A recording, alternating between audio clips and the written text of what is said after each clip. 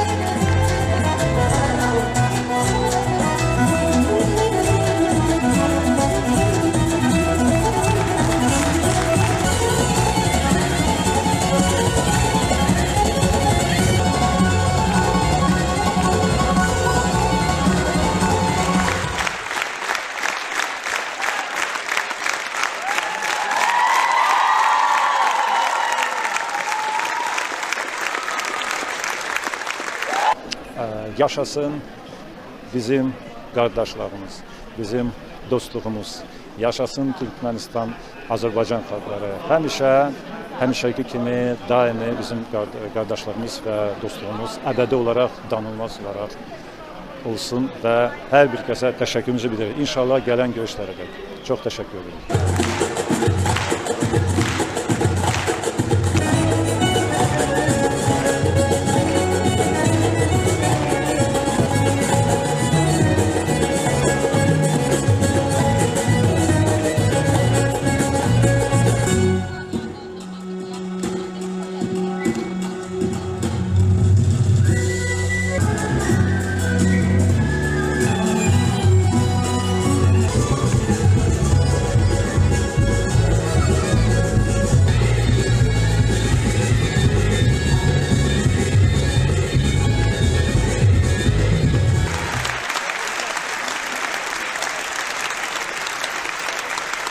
Türkmenistanın altın əsr bəşirinin yenicisi olduğum üçün özümü həm də Türkmen qızı hesab edə bilərəm.